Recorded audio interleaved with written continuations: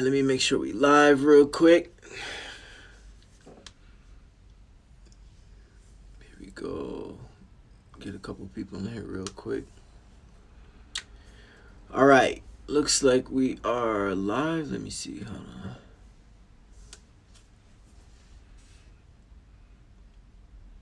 Let me double check. All right, hold on.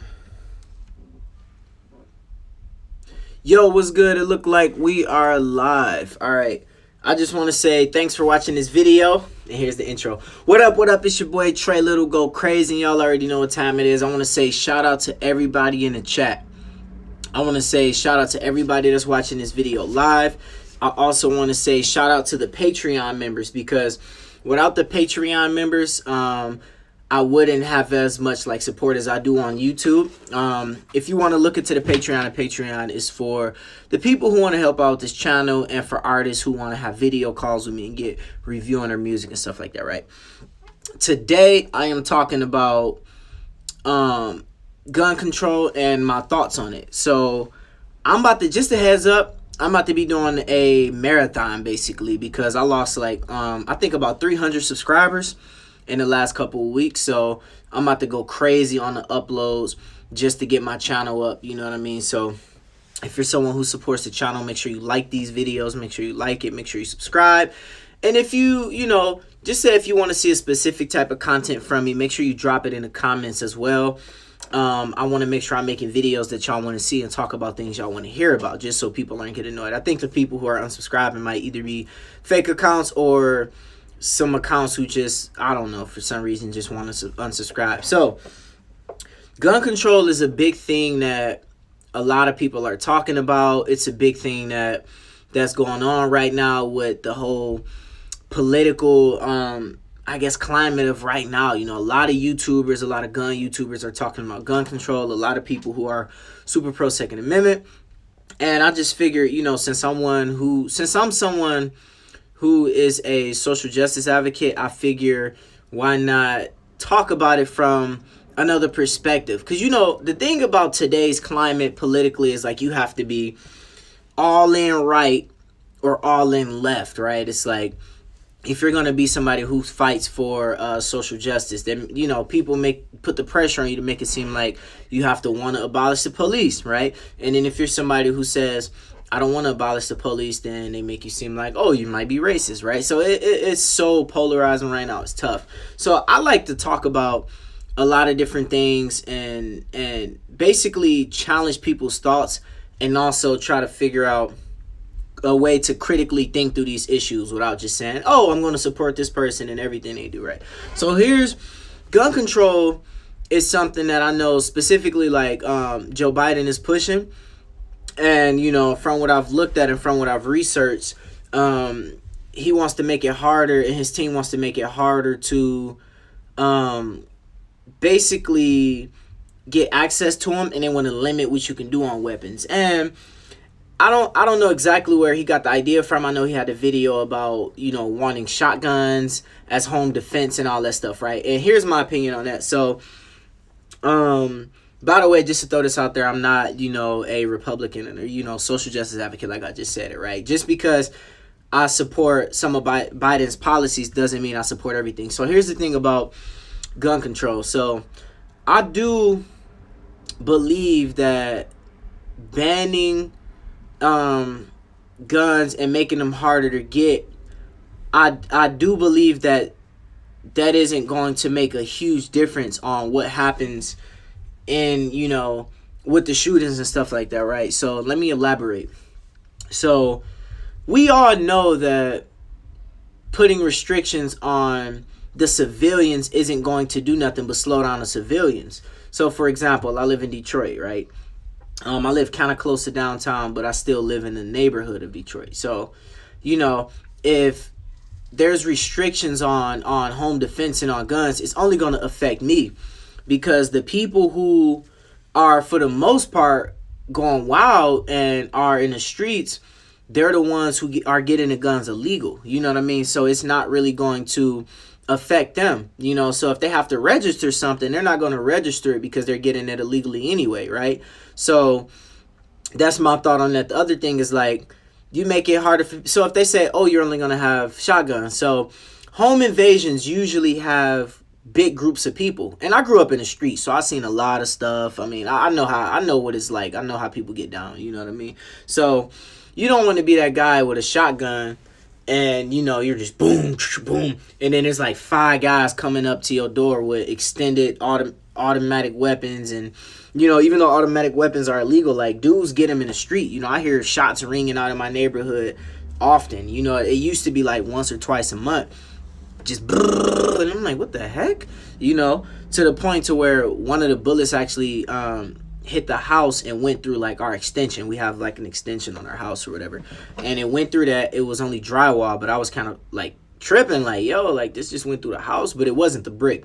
Anyways, it sounded like an automatic weapon was going off in one of the bullets. So I'm thinking like, yo, people got some heavy fire out there, and if people are doing that, they don't care about registering weapons. So the reason I want to talk about this stuff, like, I usually talk about music and entrepreneurship and all this stuff, but like I said, I have so many different experiences in life, and I feel like I can help bring clarity to some of these issues. So, gun control, limiting the purchase or extending background checks, making them take longer, making them more extensive. People have to get, a deeper background check. Like, my biggest thing is like, we need to make sure the people who got them that are citizens aren't mentally ill. Now, I do believe people need to be screened to make sure they're not mentally ill.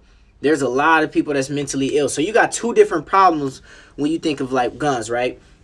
Majority of people think, oh, the hood, ghetto. It's not just the hood, ghetto, but you also got a lot of people who have these mental issues who either own a gun, or most of the time, from what I've looked into, they take these guns anyway. So gun control isn't really going to stop that. If anything, there's the, what's the guy named something Corleone or something like that, that's on YouTube. He talked about more gun safety training. Now, I do believe that should be more of the push. I do believe that we should push more gun safety. You know, there's a lot of grandmas in Detroit or in any hood who keep guns to protect their grandkids, to protect their house, right? And then their grandkids get access to it, and then they go out and rob. And like for me, right, when I was in the streets, I knew where like my grandma kept stuff. So it's like, it was easy. So if they teach more gun safety, like how to get a lock, if they make locks cheaper, if they offer classes right now, offering it on Zoom and or whatever, right? I think the access for training and stuff could be a lot better. You know what I mean? If it could help. So you talk about things like mass shootings and stuff like that. You know what I mean? That's something that Trump was so-called supposed to look into. It fell through. He didn't fully go through with it. Maybe he said he was going to look into that and be like, all right, we're going to address this just because tensions were high, and he felt like it was something that he couldn't handle, so he just said it, right? I do believe that there needs to be a way to figure that out. And my solution with that, right? Mass shootings. You know, I feel like, and I'm glad to see more of this happening. Armed security guards at these schools, they got the budgets, man. They need to start paying for it. You need to have armed security guards at these schools. Now, I don't know about the teachers. Like, that's something that I really don't have an opinion on right now. You know, if I think more about it, like I can have different views about it. But when I think where my solid opinion is, I think armed guards at these schools or security guards. Some schools that I've been to got sheriffs, they got officers and stuff like that, right? You know, malls, convenience stores, banks. But at the same time, I feel like the people who are committing these crimes are getting them illegally, or they're the people who are mentally ill and they're just taking them, or they know where their parents' safe is and they know how to get in access to it. So gun control for me, I want as many as I can get, just because I like shooting as a hobby. Of course, home defense. You know, I don't want to be limited to how many magazines I can have or how many bullets I can have in the magazine. To me, that don't make sense, because I done seen some dudes on the street with drums, 50, 100 round drums, like, you know what I mean? So it's like, you can't limit how much law-abiding citizens are going to carry, So I hope that makes sense, and I hope that helps people understand. Like, and the thing is, why I want to talk more about these issues is because I feel like I not only have the information that I've been studying, but I've been a part of so many different things that I feel like I can offer more of a personal perspective. That's why I love people asking questions about this stuff, and that's why I love being able to answer it. So the thing is, if we really want to stop, so I can speak personally on the crime that's in Chicago. I mean, I'm not from Chicago, but some of the stuff that added up to why the crime is that way. I've been looking into that, researching it, like historically that happened in Detroit. But Chicago specifically was one of the worst places that were renovated, that, you know, people came into and completely just moved everything around. And then as a result of that, the violence went up. So it's easy to look at it now and say, oh, people are just animals. They'll kill each other off, lock everybody up, take away their guns, right? It's easy to say that, but here's the thing. A lot of these people that are committing the crimes in the inner cities, they are growing up in a lifestyle that's already existing. So you can look at some of the older people and say, oh, they're thugs, they're criminal. Yeah, they're thugs, they're criminal, right? They've already done stuff, you know, justice should be served. But when you look at the kids that grow up under some of these guys, right? Because that was me in Detroit. You look at some of the kids, right? You got gang culture all around Chicago, every single block. And then you got a young kid growing up in that. Their parents grew up in it. So when you get, you know, we could talk about the thugs and all that that's doing it. But when you think about the 5 and 6 and 8-year-old kids or whatever, you can't really blame them because they're kids, right?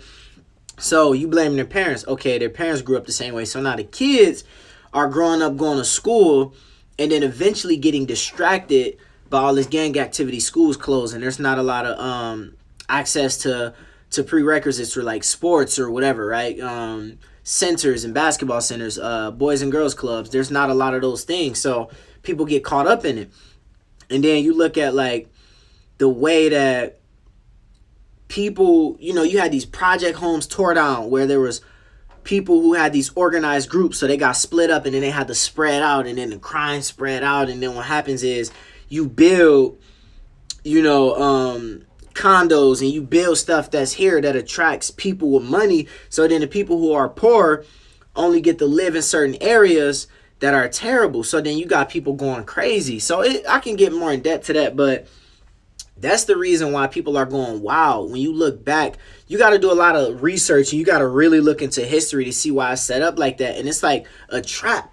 It's like hard to get out. And for me, I barely made it out of that trap in Detroit. Like for real. Like I thank God that I made it out. And you know, that's another story for another day. But I was caught up in that same trap until I was able to make it out. Now I get to speak. Now I get to travel. Now I get to motivate, entrepreneur, all that stuff, right? Influencer.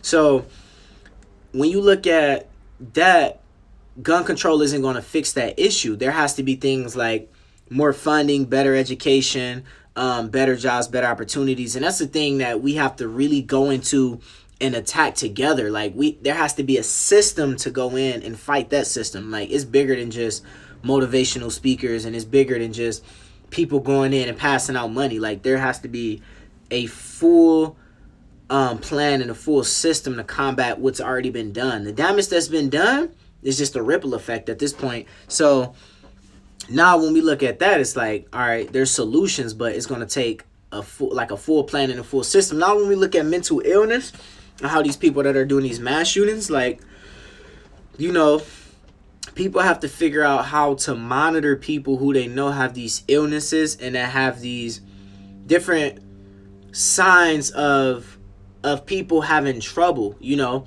At the same time, it's like if somebody knows someone is having trouble or getting bullied at school or have a certain, you know, mental illness, people have to keep up. And I don't know if it's the parents, but people have to do whatever they can to get together and make sure these people are taken care of, making sure they're counseled. Because people do get bullied a lot of times, especially in school. So they go out, that build up, and it's a wrap. And the third thing that I want to address is like when you see signs of hate. When you see people posting stuff on the internet targeting specific groups of people, that's another red flag. We look at some of the shootings where my mans went up in the church and shot those 9 black people that was in the church. Like there was so many signs that homeboy was a person who was putting that hate out there. So I think if his parents, if his family, whoever would have monitored him and checked in with him and seen what was going on, then it would have been a way to avoid that. And at the same time, that church should have been strapped, because like you know they let him in. For those who don't know what I'm talking about, they let this teenage kid into a prayer group. It was a black church. They let this kid in to pray with him. Dude shot the whole thing up, killed mostly everybody in there. I think like one person escaped or something like that. You know what I mean? So, yeah, like they should have been strapped in there as well. And so it's tough, man. The whole gun control thing. I know a lot of people are confused. A lot of people are angry.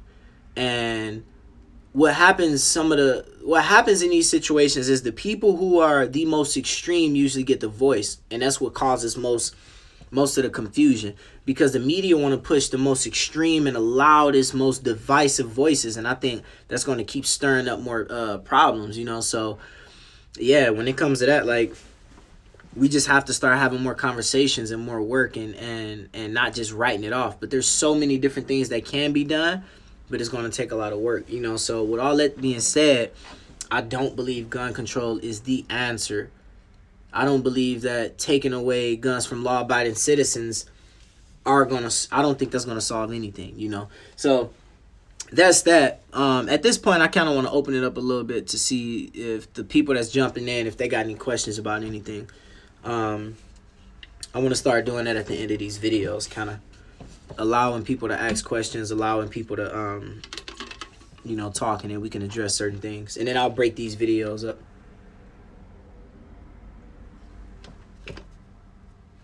Let me see. By the way, for all the artists that's in my live chat, I'm doing some more music reviews starting Saturday. I already put it up with the reminder. So if you go on my community tab and click that, you can just hit reminder, and then I'm doing a music review Saturday. Also, for those who looking to buy merch, my Trey Little hoodie, you can click the description to get that. Appreciate y'all. All right, let me see. All right, I'm gonna end this video actually.